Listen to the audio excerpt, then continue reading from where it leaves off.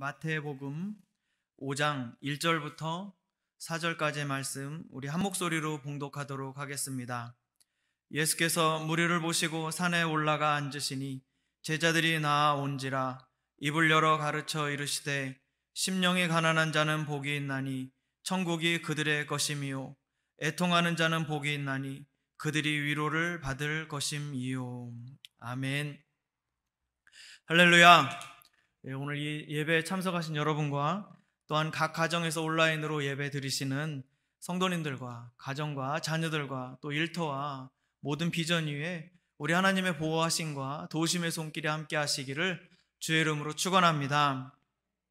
오늘 우리가 여러 가지로 마음이 어렵고 또 혼란스럽겠지만 그 가운데서도 우리가 마음을 바로잡고 우리 마음을 새롭게 하여서 우리를 사랑하시는 그분의 음성 앞으로 한 걸음 한 걸음씩 더 가까이 나갈 수 있게 되기를 주의 이름으로 축복합니다. 오늘 이 1절 말씀 먼저 보시게 되면 예수님께서 무리를 보시고 산에 올라가 앉으시니 제자들이 나아온지라 이렇게 기록되어 있습니다. 많은 사람들이, 많은 무리들이 예수님을 보고 따르기 시작했습니다. 그리고 그들의 마음 가운데 예수님의 선포와 그 가르치심이 놀라운 일이었고 그 권세의 가르침이 너무나 놀랍고 경이로웠으며 치료하시는 모습을 볼 때 분명코 그 안에 하나님이 계시다는 것을 믿게 되었습니다. 분명히 그 예수님 안에 무엇인가 있다라고 생각을 하고 그 무엇일까 알고 싶어지고 그리고 믿고 싶은 마음에 주님을 따라왔었습니다. 수많은 인생의 질문에 대한 유일한 해답 되시는 분 예수 그리스도인 줄을 믿습니다. 이렇게 많은 사람들이 무리가 되어서 예수님을 따라왔습니다. 그렇지만 예수님 앞에 정작 가까이 나아온 사람들은 조금 다른 사람들이었습니다. 그들은 여기 보시면 제자들이 그분 앞에 나아온지라 라고 기록되어 있습니다. 예수님께서 이 제자들은 조금 더 예수님 앞으로 나아올 수 있도록 하셨습니다. 여러분, 우리가 어디 극장을 가더라도 오페라를 보더라도 로얄석이라고 있습니다. 가장 앞에 좋은 자리, 그 로얄석을 예수님께서는 더 가까이 제자들에게 로얄석을 배정해 주셨습니다. 지금은 사회적 거리 유지를 하는 단계이기 때문에 우리가 로얄석을 주장할 수는 없지만 마음만은 로얄석을 향하시기를 주의 이름으로 축원합니다. 갑자기 생각이 납니다. 젊었을 적에 20대에 예술의 전당에서 아르바이트를 했었습니다.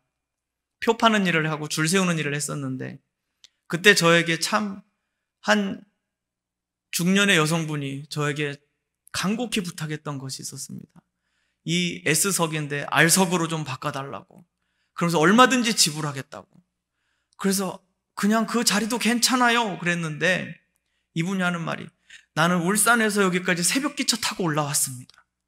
제발 나에게 그 자리를 주십시오. 이건 두 번 경험할 수 없는 겁니다. 그래서 제가 그랬죠. 그땐 철이 없었으니까 아무것도 몰랐습니다. 울산에서 이런 거 하지 않나요? 이렇게 물어봤어요.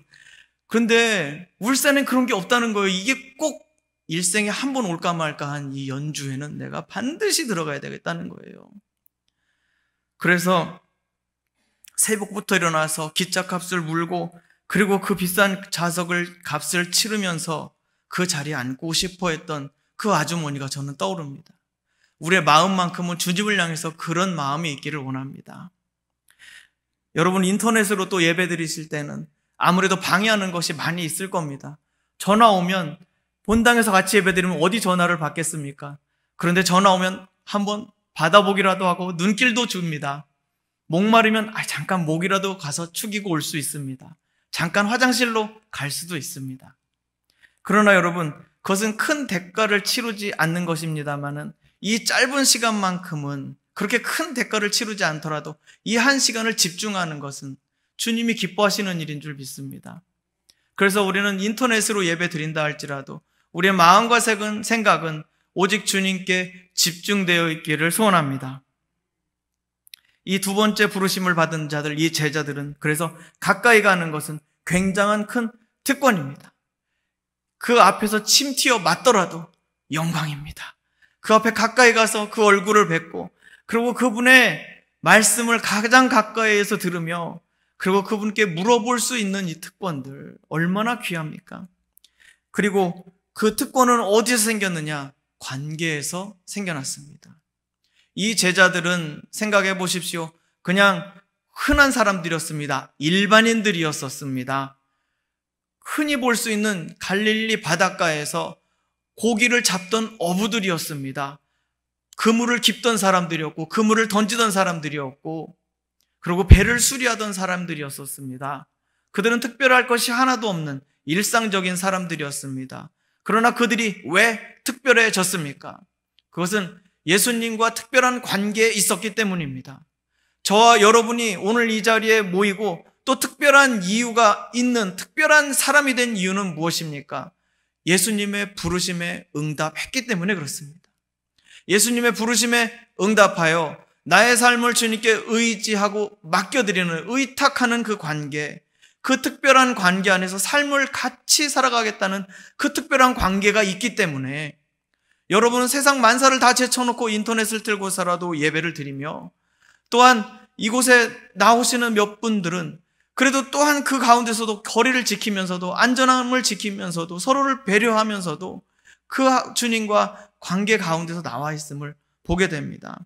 그래서 우리의 특별함은 우리 자신이 잘나서 뭔가 특별한 일을 해서 특별한 것이 아니라 주님이 우리를 부르셨기 때문에 그분과 특별한 관계를 맺었기 때문에 우리가 특별하게 된 자들입니다.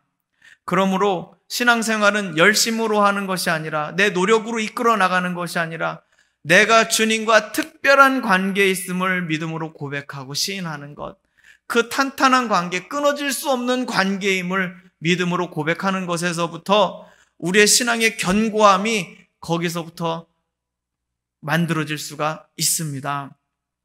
그래서 이 제자들이 주님 앞으로 위 산 위에 올라가셔서 많은 사람들 앞에 말씀하실 그 주님 앞으로 한 걸음 한 걸음씩 가까이 나아왔던 것처럼 우리가 육신으로는 떨어질 수밖에 없지만 영으로는 주님께 더 가까이 가는, 그리고 주님께 집중하여 나가는 이 아침이 되시기를 주의 이름으로 축원합니다.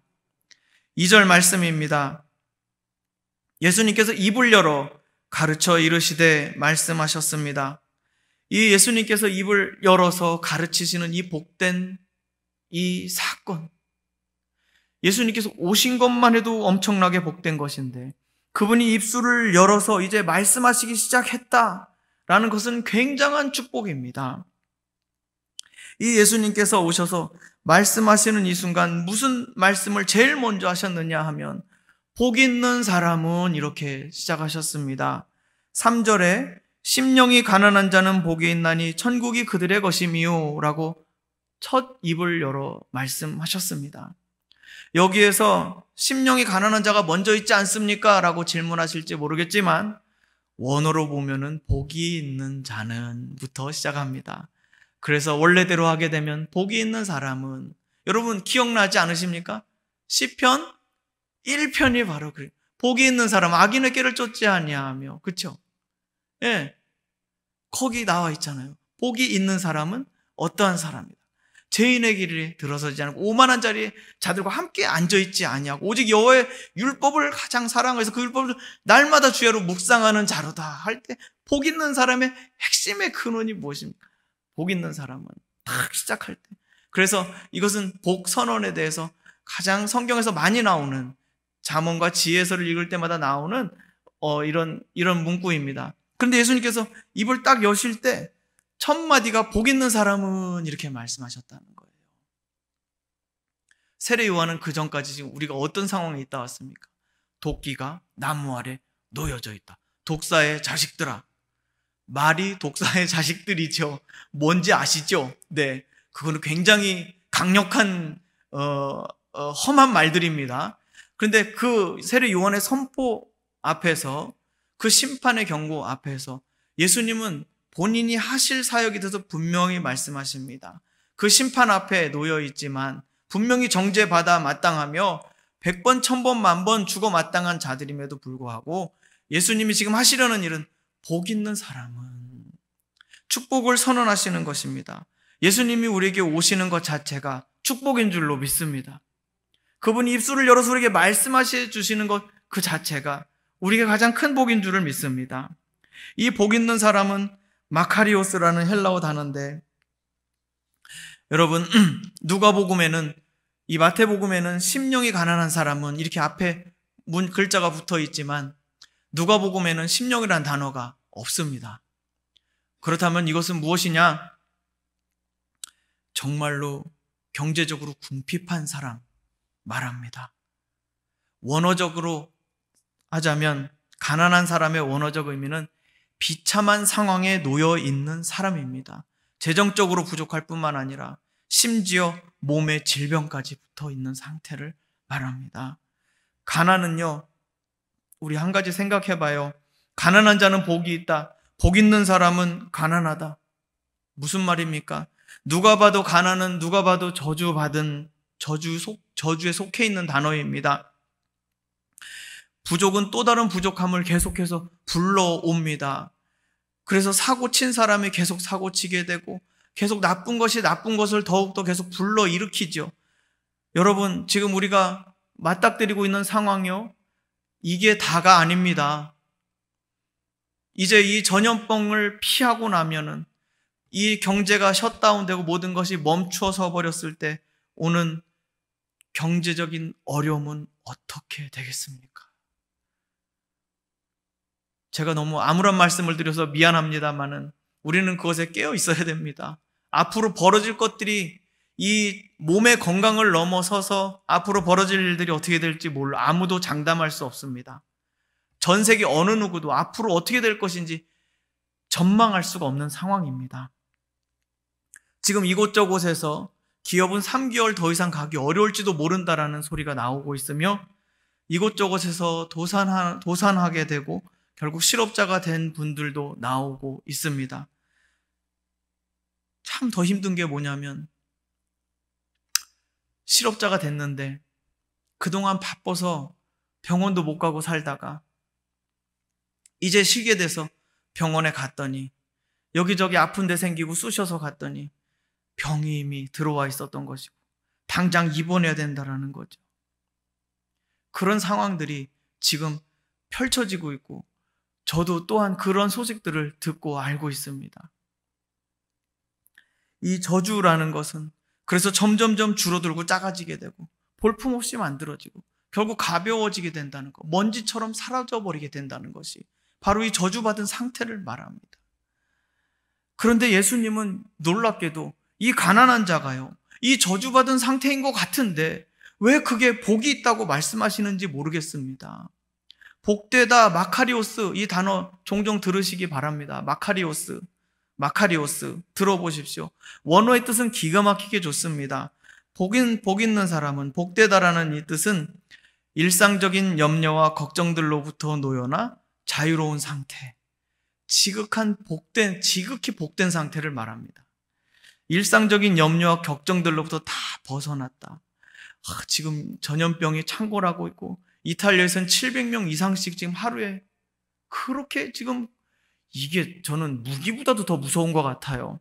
차라리 폭탄은 동시에 떨어지면은 하고 그냥 쓰러지면 되는데 보이지 않게 사람들이 막 점점 길거리에서 쓰러져 가고 하는 거 보니까 이건 전쟁보다 더 무섭고 끔찍한 상황이에요. 너무 처참한 상황이에요.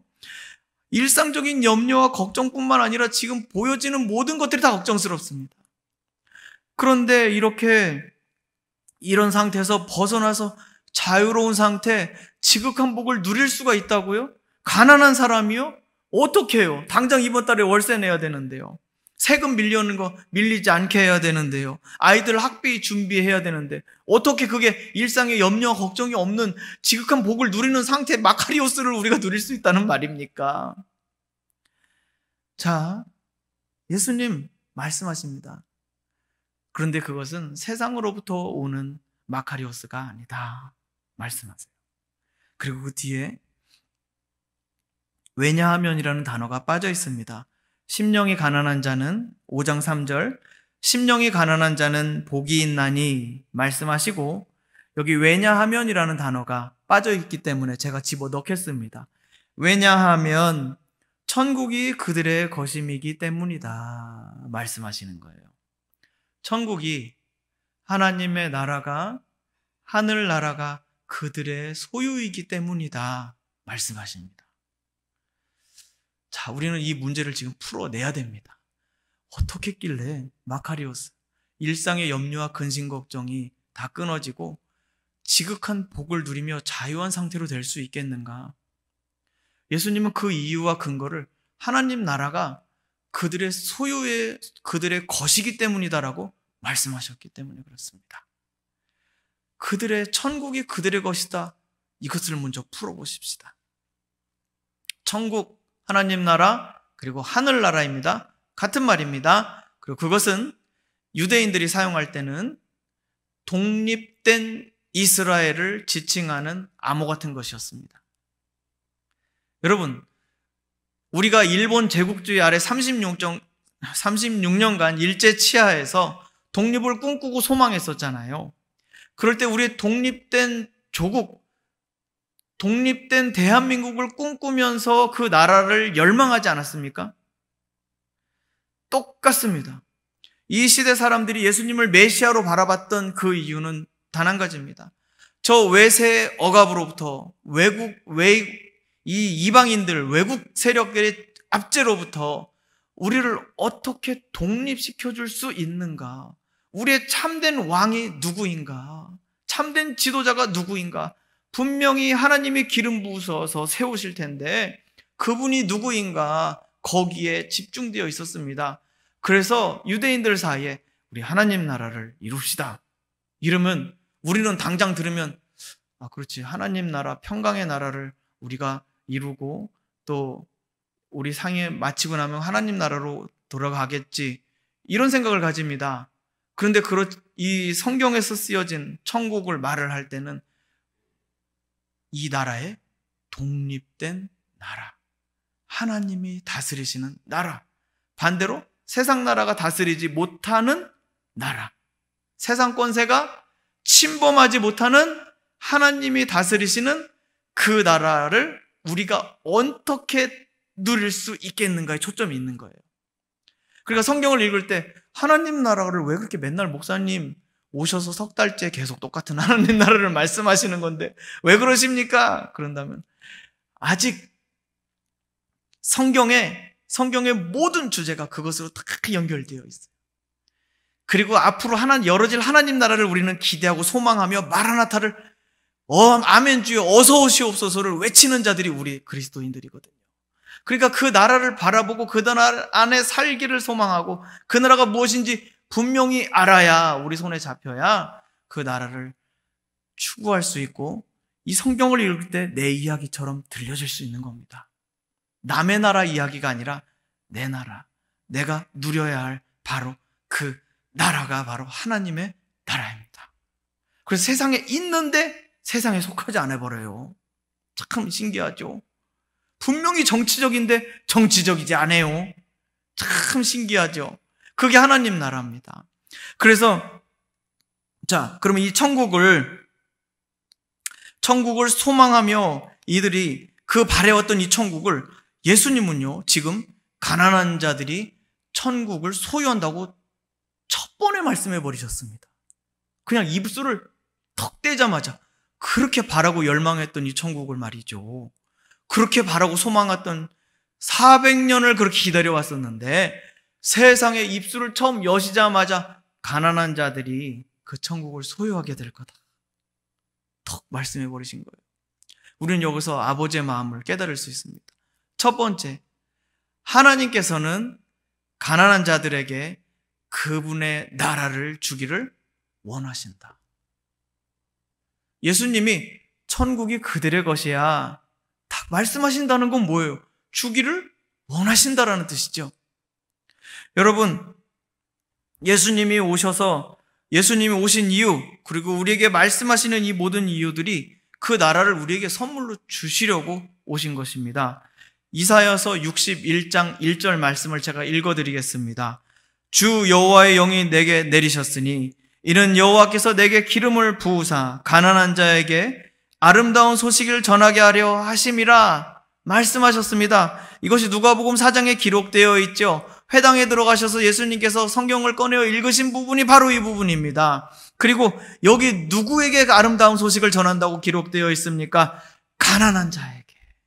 가난한 자에게. 참 기가 막힌 분이시죠. 그 말씀하시고 누가복음 4장에 이 글이 오늘 너희 귀에 응하였느니라 예수님 바로 말씀하셨습니다. 지금 응답되었다. 지금 그 말씀이 너에게 지금 그 가난한 자들에게 하나님 나라가 선포되었다. 그들의 소유가 되었다고 내가 그들에게 주겠다라고 말씀하시는 겁니다. 그래서 예수님이 이 땅에 오신 이유가 바로 이것이고 하나님 나라를 주시기 위해 이 땅에 오셨습니다. 그리고 예수님께서 기름 부음 받으신 이유도 바로 이것 때문입니다. 그리고 성령께서 예수님을 찾아오셔서 성령께서 예수님을 기름 부으실 뿐만 아니라 오늘 예수님을 믿어서 우리 안에 성령이 들어오셔서 하시는 일도 마찬가지다 그것입니다. 성령께서 우리 안에 들어오셔서 예수님을 자꾸 확실히 믿도록 하시는 이유는 무엇입니까? 성령께서 들어오셔서 예수님에 대해서 계속해서 우리로 듣게 하시고 그 말씀 가운데 우리로 하여금 계속 귀를 기울이게 하시는 이유는 무엇입니까? 하나님 나라를 선포하시기 위한 것입니다. 왜 가난해졌습니까? 지구 땅이 부족해서요? 안 그렇습니다. 전 세계 인구 60억을 땅을 넉넉하게 나눠주어도요 다 들어가도 미국 땅에 다 못 들어간답니다. 땅이 부족해요? 안 부족해요. 자원이 부족해요? 안 부족합니다. 절대 안 부족합니다. 태평양에 버리는 밀과 곡식이 얼마나 많은지 다 먹어도 남습니다. 안 부족합니다. 그런데 왜요? 세상 나라는 어떻게 돼요?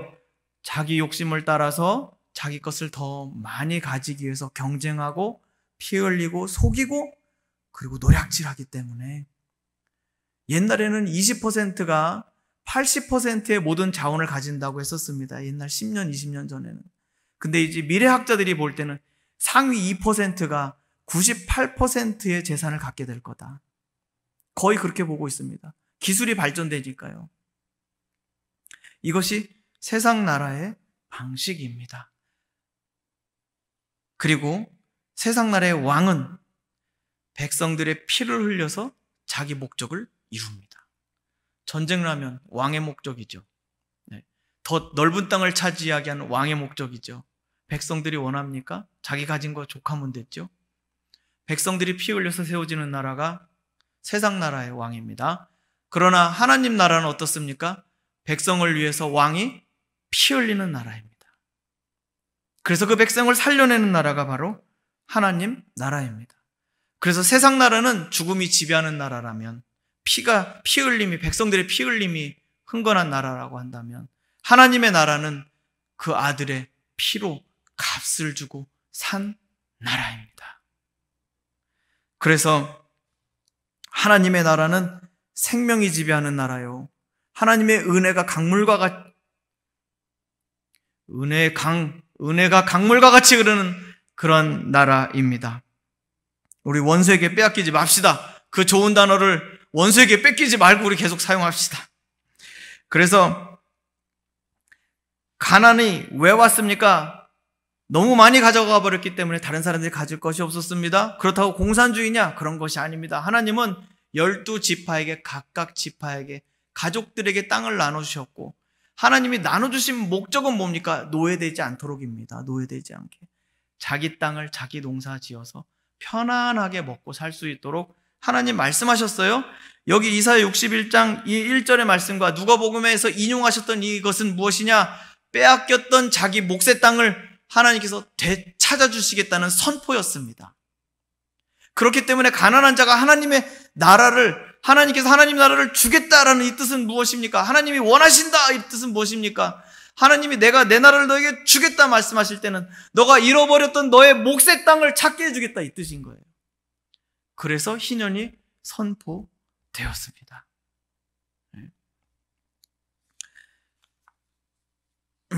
그래서 하나님께서는 우리에게 그 나라를 유업으로 물려주기를 원하십니다. 그게 성경에 나와 있는 거예요. 아버지의 마음을 우리는 여기서 알 수 있습니다. 두 번째입니다.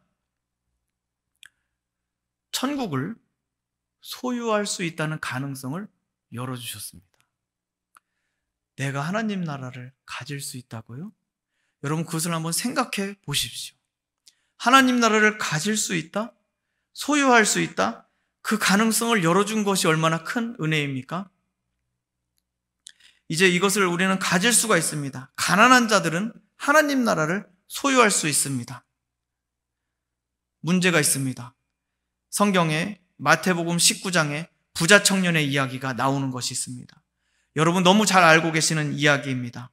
어떤 사람이 주께 와서 이르되 선생님이여 내가 무슨 선한 일을 하여야 영생을 얻으리이까? 여러분 재물이 많다고 해서 이 부자 청년은 재물이 많다고 해서 근심 걱정 염려가 사라진 것이 아니었음을 볼 수 있습니다. 마음에 원하는 것을 다 이루었어도 다 가졌지만 그 공허를 채울 수가 없습니다.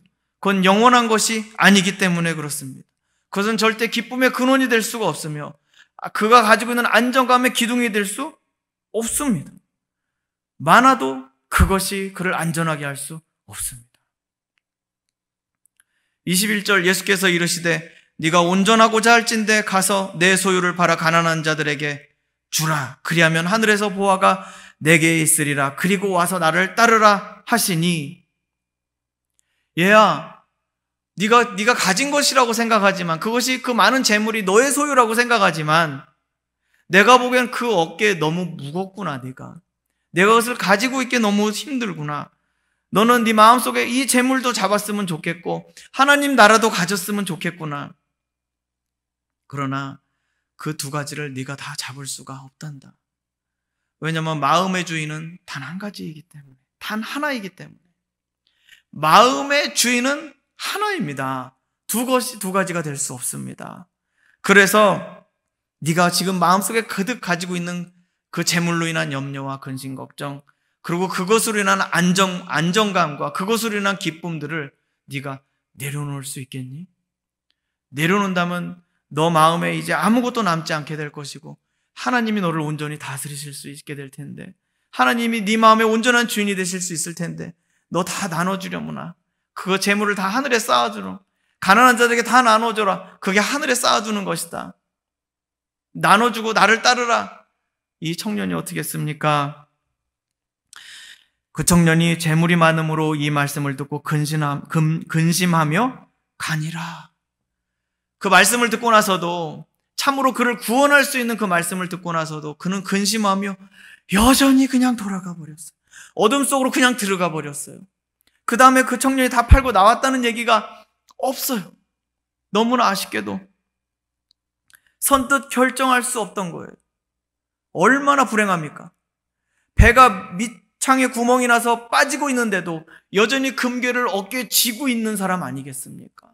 여전히 그 금덩어리가 귀하다고 붙들고 있어서 자기 몸의 물속에 빠져서 숨이 넘어가는데도 불구하고 이 금덩어리가 나를 살려줄 텐데 그 금덩어리를 붙들고 있는 자가 아니겠느냐 이 말입니다. 그런데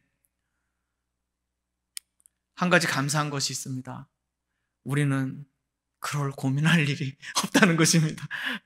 그렇게 고민할 일 없어서 너무 감사하고, 가난한 사람은 감사하게도 아무것도 없습니다. 줄도 백도 연줄도 아무것도 없고 학연, 지연, 혈연 다 없습니다. 그리고 부모님으로부터 물려받은 것도 없으며 특별한 재능도 하나도 없습니다. 가진 것 아무것도 없기 때문에 너무 감사한 거 한 가지, 하나님을 가질 수 있게 되었습니다. 내 마음에 아무것도 두지 않기로 작정했을 때, 아무것도 내 마음을 주관하지 못하도록 내 마음을 비워놨을 때 하나님이 내 마음의 주인이 되어주신다는 것을, 그리고 그것이 참 기쁨되는 것임을 여러분 믿으시기 바랍니다. 무엇이 여러분을 무겁게 하고 있습니까? 무엇이 여러분을 결정하지 못하게 하고 있습니까? 무엇이 여러분으로 하여금 예수님을 따르지 못하도록 하고 있습니까? 많은 목회자들도 근심합니다. 영상 예배 드리다가 성도들 다 떠나가면 어떡하느냐고 걱정합니다. 저도 문자를 늦게 드릴 만큼 수많은 고민을 많이 했습니다. 그러나 이것도 또한 내려놓아야 할 것입니다. 목회도 내가 하는 것이 아니에요. 이것도 내 노력으로 됐다면 나중에 크게 되면 자기가 잘해서 한 것이 되게요. 그래서 싹부터 잘라버려야 되겠습니다. 내가 들어갈 자리를 남겨두지 말아야 되겠습니다. 오직 주님이 일하실 걸로 저는 믿습니다. 하나님께서 성령을 보내주시고 어느 곳에서 예배하시든지 간에 아버지의 영으로 예수 그리스도의 이름으로 그 아버지를 부르는 그 자리는 예수님이 함께 계시고 그 예배를 받으시는 줄로 믿습니다. 그리고 우리는 모두 예수님 안에서 하나 되어 한 공동체로서 나갈 것입니다. 몸이 잠깐 떨어져 있다고 해서 그것이 부서집니까? 그럴 거면 잘못된 것이었습니다. 잠깐 멀어졌다고 해서 멀어질까요? 그것은 애초부터 관계가 없었던 것뿐입니다. 여러분이 예수님과 깊은 관계, 특별한 관계에 있다면 여러분 그것을 믿으시기 바랍니다. 예수님은 여러분을 이 땅의 소망으로 부르셨습니다. 그리고 거기에 응답하셨기 때문에 여러분과 예수님은 아주 스페셜 릴레이션십을 갖게 된 거예요. 아주 스페셜합니다. 그래서 이 특별한 관계 안에 있기 때문에 우리는 관계가 생명인 것을 알고 있습니다. 그래서 하나님 나라를 소유할 수 있는 사람은 재물이 많아서 고민을 많이 하다가 결국 집으로 돌아가는 사람이 아니라 아무것도 없기 때문에 진짜 하나님만 의지할 수밖에 없는 그 사람이 천국을 소유하는 자가 될 것입니다. 마지막 세 번째입니다. 이 단어를 천국이 그들의 것이다, 천국이 그들의 것이미요라는 이 말을 다시 한번 들여다보면 아까는 소유격으로 사용했었습니다. 천국을 가질 수 있는 가능성을 열어두었다라고 이렇게 표현했다면 이 단어는 그들의 것이다는 이 단어는 소유격도 있을 뿐만 아니라 제기적 용법으로 사용될 수 있습니다. 그러니까 그들 자신이라는 뜻으로 이해될 수 있습니다. 다른 문헌들은 그렇게 쓰인 용법들이 있습니다. 그럼 이렇게 세 번째로 마지막입니다. 이렇게 생각해 봅시다. 천국이 그들 자신이기 때문에 그렇다. 다시, 심령이 가난한 자는 복이 있나니 천국이 그들 자신이기 때문에 그렇단다. 이렇게 이해하게 되면요, 굉장히 또 달라지는 겁니다. 너희가 가난한 자들이요, 그대들이 바로 하나님의 왕국이다. 너희들이 바로 하나님 나라 그 자체다. 그리고 너희들이 바로 그 가난한 자들, 그들이 바로 하나님의 소유가 된 백성이다. 다른 것을 자랑하지 않고 다른 것을 의지하지 않는 자들이기 때문에 하나님께 온전히 소속될 수 있으며 하나님께 온전히 소유될 수 있는 사람들, 거기가 바로 하나님 나라, 하나님 백성이 된다 말씀하여 주십니다. 나중에 누리게 될 하나님 나라가 아니라 가난한 자들에게 하나님 나라는 이 땅에서 그들 자신이 하나님 나라가 될 것이며 하나님 나라를 누리는 자들이 되게 될 것이다 말씀하십니다. 반대로요, 세상 나라에서는 무시받고 멸시받았습니다. 루저라고 해서, 패배한 자라고 해서, 그리고 동떨어진 자라고 무시받고 멸시받았을 것입니다. 그런데 희한하게도 하나님 나라 안에서는 어떻게 됩니까? 하나님의 소유된 백성, 왕의 제사장과 같은 거룩한 나라로 하나님이 대해 주십니다. 하나님의 거룩한 신부로 고귀하게 대해 주시는 것이죠. 그리고 우리를 건지시기 위해서 예수님이 핏값을 지불하시고 우리를 사오셔서 자유롭게 자유하게 풀어주신 사람들이 되었습니다. 세상의 기준으로 볼 때는 버림받고 무시받고 사랑받을 만한 자격과 조건이 하나도 되지 않았지만, 세상의 눈으로 볼 때는 그렇지만 우리 하나님이 보실 때는 어떠한 눈으로 보신가? 세상에 둘도 없는 귀한 자녀로 보이며 가장 사랑하는 자녀로 보이게 될 것이고, 하나님이 보실 때는 거룩한 신부로서 보시고 계시다는 것을 말씀해주고 있습니다. 이 땅에서 하나님의 나라가 되고 하나님 나라의 주인공이 되는 사람들, 그 사람들은 가난한 사람들이었습니다. 오늘 이 말씀 짧게 나누었지만 마무리하도록 하겠습니다. 예수님 이 땅에 오셔서 처음으로 그 복된 입술을 여셔서 그 말씀하실 때 참 복되다 가난한 자들 너희들이요, 참으로 복되다. 세상이 볼 때는 저주받은 것처럼 보이지만 너의 그 아무것도 없음 때문에, 그 가난함 때문에 하나님 앞에 나아왔으며 하나님께서 그 나라를 주실 것을 기대할 수 있게 되었으며 하나님의 다스림을 받게 된 너희들이야말로 참으로 복된 자들이다 말씀하여 주십니다. 하나님의 거룩한 백성, 하나님의 소유가 되어 하나님의 거룩한 신부로서 새로운 삶을 살게 된 자들이야말로 참으로 복 있는 자 아니겠느냐. 세상에서 자랑하는 비싼 옷, 귀한 옷, 세상에서 자랑하는 멋진 차, 좋은 차, 비싼 차, 돈다발을 들고 자랑하는 그 썩어 없어질 것을 위해 살아가는 자들이 아니라 하나님의 영원한 사랑과 하나님의 영원한 기쁨을 바라보고 살아가는 자들이야말로 하나님 나라에 참여하고 하나님 나라의 영광을 누릴 자들이 아니겠더냐 말씀하여 주십니다. 그 특별한 관계 안에서, 예수님의 부르심 안에서 저와 여러분 모두가 다 이 지극한 복을 누릴 수 있게 되기를 주의 이름으로 축복합니다.